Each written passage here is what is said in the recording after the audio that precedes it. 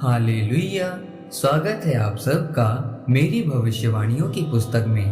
तो आइए हम आज के पवित्र वचन को पढ़ेंगे जो कि परमेश्वर के दास प्रेरित अंकुर यूसुफ नरूला जी के द्वारा लिखा गया है। समझदार बनो, जैसा कि पहला शमूएल अध्याय 26 उसकी 23 आयत में लिखा है, यहोवा एक एक को अपने अपने धर्म और सच्चाई का फल देगा। देख, आज यहोवा ने तुझको मेरे हाथ में कर दिया था, परंतु मैंने यहोवा के अभिषिक्त पर अपना हाथ उठाना उचित न समझा। मेरे प्रियो, जब आप चर्च आकर प्रभु यीशु मसीह को अपना उद्धारकर्ता ग्रहण करते हैं, बपतिस्मा लेते हैं, परमेश्वर द्वारा किए गए चिन्ह चमत्कारों पर विश्वास करते हैं और ये विश्वास करते हैं कि यीशु मसीह ही जीवित परमेश्वर है, तब आप अपने जीवन में चंगाई, आशीष और गवाही को पाते हैं। लेकिन जब परमेश्वर आपको परखने लगे और वह परख ज्यादा समय की होती है, तो आप परमेश्वर के सामने कुड़कुड़ाकर शिकायत करते हैं और उन चिन्ह चमत्कारों को अनदेखा कर देते हैं जिनको देखकर और सुनकर ग्रहण करके आपका जीवन बदला था। फिर आप उन्हें नजरअंदाज करते हैं और फिर आप उस चंगाई और आशीष को अपने जीवन में बनाकर नहीं रख पाते।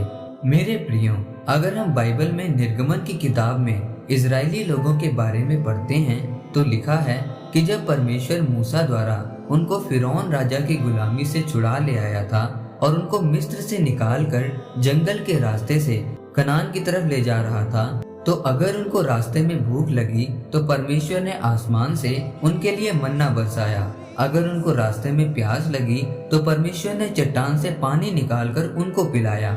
परमेश्वर के इतने चिन्ह और चमत्कार देखकर भी वो लोग कुड़कुड़ाए और व्यभिचार और मूर्ति पूजा में गिरे।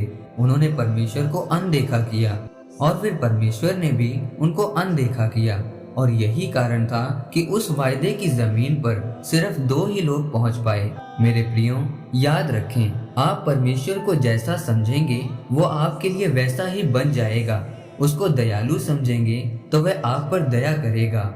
आज बहुत सारे लोग चर्च आते हैं, चंगाई को पाते हैं, गवाही के साथ खड़े होते हैं, लेकिन जब परीक्षा उनके जीवन में आती है तो वह परमेश्वर के उन चिन्हों को, उस चंगाई को अनदेखा करने लगते हैं और फिर कहते हैं कि परमेश्वर ने मुझे आशीष क्यों नहीं दी। लेकिन अगर आप विश्वास करके परमेश्वर में चलते जाते हैं तो एक दिन आता है जब परमेश्वर आपको और भी ज्यादा मजबूत गवाहियों और आशीष के साथ खड़ा करता है।